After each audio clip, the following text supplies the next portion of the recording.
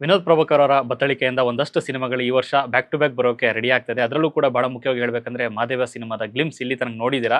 ಪ್ರತಿಯೊಂದು ಕಂಟೆಂಟ್ ಮೂಲಕ ಒಂದು ಭರವಸೆಯನ್ನು ಹುಟ್ಟಿಸಿರುವಂಥ ಸಿನಿಮಾ. ಸೊ ಸದ್ಯಕ್ಕೆ ಅಂದ್ರೆ ಮೇ 30th ಸಿನಿಮಾ ರಿಲೀಸ್‌ಗೆ ಸಿದ್ಧ ಆಗಿದೆ. ಈ ಬಗ್ಗೆ ಮಾತಾಡೋಕೆ ನಮ್ಮ ಜೊತೆ ನಿರ್ದೇಶಕರಾದಂತಹ ನವೀನ್ ರೆಡ್ಡಿ ಅವರಿದ್ದಾರೆ. ಬನ್ನಿ ಮಾತಾಡ್ಸೋಣ.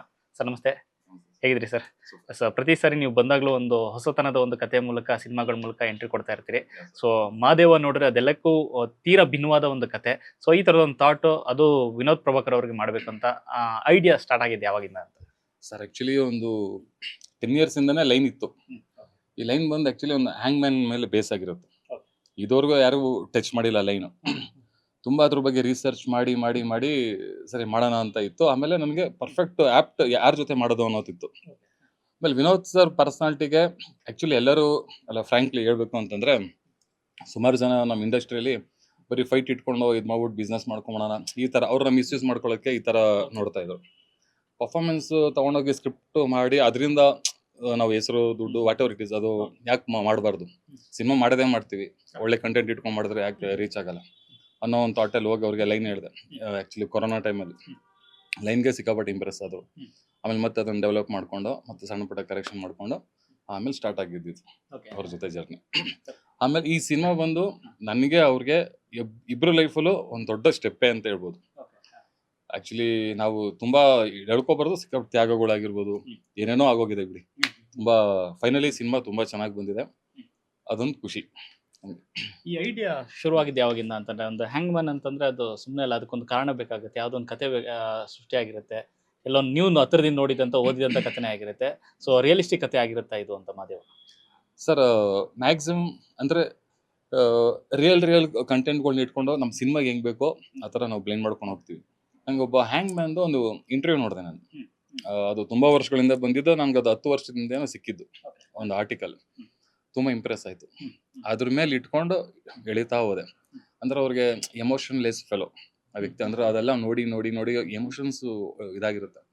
ಆ ವ್ಯಕ್ತಿ ಮನಸ್ಥಿತಿ ಹೇಗಿರುತ್ತೆ, ಅವ್ರನ್ನ ಇಟ್ಕೊಂಡು ಅದನ್ನ ಅವ್ರಿಗೊಂದು ಸ್ವಲ್ಪ ಎಮೋಷನ್ಸ್ ಕೊಟ್ಟು ವರ್ಕೌಟ್ ಮಾಡಿದ್ರೆ ಹೆಂಗಿರುತ್ತೆ, ಇದೆಲ್ಲ ಮಾಡ್ತಾ ಮಾಡ್ತಾ ನನಗೆ ಒಂಥರ ಥ್ರಿಲ್ ಆಯ್ತು.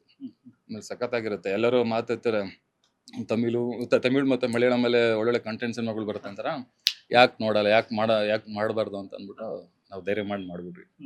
ಬಟ್ ಏನ್ ಖುಷಿ ಇದೆ ಅಂದ್ರೆ ಪ್ರತಿ ಆರ್ಟಿಸ್ಟ್ ಅಂದ್ರೆ ನಮ್ಗೆ ಹೀರೋ ಆಗಿರ್ಬೋದು, ನಮ್ಮ ಸೋನಲ್ ಆಗಿರ್ಬೋದು, ನಾವೆಲ್ಲ ಒಂದು ಬೇರೆ ಬೇರೆ ಶೂಟಿಂಗ್ ಬೇರೆ ಮೂಡಲ್ಲಿ ಇರ್ತೀವಿ. ನಮ್ ಹೀರೋ ಅಂತೂ ಈ ಸಿನಿಮಾದಲ್ಲಿ ನಕ್ಕಿದ್ದೇ ಇಲ್ಲ, ಬರೀ ಸೈಲೆಂಟ್ ಆಗಿರ್ಬೇಕು. ಆಮೇಲೆ ಇಡೀ ಸಿನಿಮಾ ಪೂರ್ತಿ 3 ನಿಮಿಷ ಅವ್ರ ಡೈಲಾಗೇ ಇಲ್ಲ ಫಸ್ಟ್ ಆಫ್ ಆಲ್. ಆ ಥರದ್ದೊಂದು ಪಾತ್ರ. ನಮ್ಮ ಸೋನಲ್ ಬಂದು ಶೂಟಿಂಗ್ ಅಲ್ಲಿ ಹೇಗೆ ಅಂತಂದ್ರೆ ಒಂದು ಚಿಕ್ಕ ಹುಡುಗಿ ತರ ಇಡೀ ಯೂನಿಟ್ ಅಲ್ಲಿ ಎಲ್ಲರನ್ನ ಎಂಗೇಜ್ ಮಾಡ್ಕೊಂಡು ಪಾಪ ಅವ್ರು ಅದನ್ನ ಚೆನ್ನಾಗಿ ಮೇಂಟೈನ್ ಮಾಡ್ಕೊಂಡು ಹೋದ್ರು. ಅದೊಂದು ನಮ್ಗೆ ಫುಲ್ ಟೆನ್ಷನ್ ಇಲ್ದಂಗೆ ಆಯ್ತು. ಅದಾದ್ಮೇಲೆ ಈ ಸಿನಿಮಾದಲ್ಲಿ ತುಂಬಾ ಎಲ್ಲರೂ ಎಲ್ಲ ದೊಡ್ಡ ದೊಡ್ಡ ಆರ್ಟಿಸ್ಟ್ ಆಕ್ಟ್ ಮಾಡಿದ್ದಾರೆ.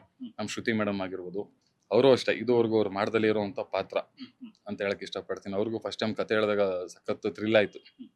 ಫಸ್ಟ್ ಆಫ್ ಆಲ್ ಇದನ್ನ ನಾನು ಮಾಡ್ತೀನಿ ಅನ್ನೋ ತರನು ಪಾಪ ಅವ್ರಿಗೂ ಇತ್ತು. ಆಮೇಲೆ ಫೈನಲಿ ಆಯ್ತು. ಮತ್ತೆ ಕಾಕ್ರೋಚ್ ಆಗಿರ್ಬೋದು, ಅಂಡ್ ನಮ್ಮ ಮಾಲಾಶ್ರೀ ಮೇಡಮ್ ಮಾಡಿದ್ದಾರೆ, ಅಚ್ಯುತಣ್ಣ ಮಾಡಿದ್ದಾರೆ. ತುಂಬಾ ಜನ, ತುಂಬಾ ದೊಡ್ಡ ಸ್ಟಾರ್ ಕಾಸ್ಟ್ ಇದೆ ಆಕ್ಚುಲಿ. ತುಂಬಾ ಎಲ್ಲರೂ ಕೂಡ ನಮ್ಗೆ ಸಖತ್ತಾಗಿ ಸಪೋರ್ಟ್. ಜೊತೆಗೆ ಇದ್ರಲ್ಲಿ ಮೇನ್ ಏನಂದ್ರೆ ವಿಲನ್ ಕಿಟಿ ಸರ್ ಕೂಡ ಆಕ್ಟ್ ಮಾಡಿದ್ದಾರೆ. ಅವರು ಎಲ್ಲೂ ಕೂಡ ನಾನು ಹೀರೋ ಬಟ್ ಇದರಲ್ಲಿ ಬೇರೆ ಪಾತ್ರ ಮಾಡ್ತಾ ಇದೀನಿ ಅನ್ನೋ ತರ ಇಲ್ಲ, ಸಖತ್ ಸಪೋರ್ಟಿವ್ ಆಗಿ ವಿನೋದ್ ಸರ್ ಜೊತೆ ಕೆಲವು ಸೀಕ್ವೆನ್ಸ್ಗಳೆಲ್ಲ ತುಂಬಾ ಸಪೋರ್ಟಿವ್ ಮಾಡಿದ್ರು. ಪಾಪ ಸಖತ್ ಖುಷಿ ಆಯ್ತು. ಅವರು ಕೂಡ ಸಖತ್ ಸಿನ್ಸಿಯರ್ ಆಗಿ ಸಪೋರ್ಟ್ ಮಾಡಿದ್ರು. ಸರ್ ನೀವೇ ಹೇಳಿದಾಗೆ ವಿನೋದ್ ಪ್ರಭಾಕರ್ ಅವರು ಅಂತ ಬಂದಾಗ ಸಿನಿಮಾ ಅನ್ನೋ ವಿಚಾರದಲ್ಲಿ ತುಂಬಾ ಶ್ರಮ ಕೊಡ್ತಾರೆ, ಮತ್ತೆ ಅದೇ ತರ ಟೈಮ್ನು ಕೊಟ್ಟು ಮಾಡುವಂತ ಕಲಾವಿದ.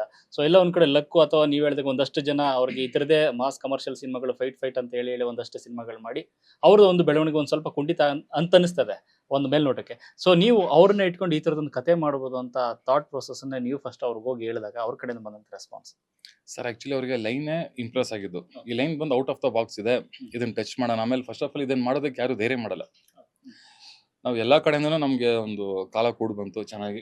ಮೇಜರ್ ಆಗಿ ನೀವು ನಮ್ದ್ರಲ್ಲೂ ಫೈಟ್ ಸಿಕ್ಕಾಪಟ್ಟೆ ಇದೆ, ಬಟ್ ಈ ಎಮೋಷನ್ಸ್ ಎಲ್ಲೂ ಬಿಟ್ಟಿಲ್ಲ, ಕಥೆಯಲ್ಲೂ ಬಿಟ್ಟಿಲ್ಲ. ಫೈಟ್ಸ್ ಬೇರೆ ಸಿನಿಮಾಗಳಿಗಿನ ಇದರಲ್ಲೇ ಈ ಸಖತ್ತಾಗಿದೆ. ಇದರಲ್ಲಿ ಯಾರು ನಮ್ಮ ರಿಯಲ್ ಸತೀಶ್ ಅಂದ್ಬಿಟ್ಟು ತೆಲುಗು ಫೈಟ್ ಮಾಸ್ಟ್ರು, ಅವರು ಪುಷ್ಪ ಮಾಡಿದ್ದಾರೆ. ಮತ್ತೆ ಎಲ್ಲ ದೊಡ್ಡ ದೊಡ್ಡ ಸಿನಿಮಾ ಇವಾಗ ನಾನಿ ಬಂದಿರೋ ಸಿನಿಮಾಗಳೆಲ್ಲ ಅವರೇ ಮಾಡ್ತಿರೋದು. ಆಮೇಲೆ ನೆಕ್ಸ್ಟ್ ನಮ್ಮ KGF ಇವರಿದ್ದಾರೆ ವಿಕ್ರಮ್, ಅವರು ಮಾಡಿದ್ದಾರೆ. ಮತ್ತೆ ಮಂಜು ಸರ್, ಎಲ್ಲರೂ ತುಂಬಾ ಜನ ಒಳ್ಳೊಳ್ಳೆ ಫೈಟ್ ಮಾಸ್ಟರ್ಸ್ ಮಾಡಿದ್ದಾರೆ. ಈ ಸಿನಿಮಾದಲ್ಲಿ ಇರೋ ಫೈಟು ಮೇ ಬಿ ಇದಕ್ಕಿಂತ ಹಿಂದೆ ಏನಿತ್ತು ಅದಕ್ಕಿಂತ ಸೂಪರ್ ಆಗಿದೆ. ಮತ್ತೆ ಕೆಲವೊಂದು ರನ್ನಿಂಗ್ ಟ್ರೈನಲ್ಲಿ ಫೈಟ್ ಇದೆ, ಅದಂತೂ ಸಿನಿಮಾಗೆ ಹೈಲೈಟ್. ಈ ತರ ಹೇಳಕ್ ಹೋದ್ರೆ ಸಿನಿಮಾದಲ್ಲಿ ಸಿಕ್ಕಾಪಟ್ಟೆ ಇದೆ ಹೈಲೈಟ್ ಸೀಕ್ವೆನ್ಸ್ ಎಲ್ಲ. ಮತ್ತೆ ಸೆಕೆಂಡ್ ಹಾಫ್ ಹೇಳ್ಬಾರ್ದು, ಬಟ್ ನೀವು ನೋಡಿ.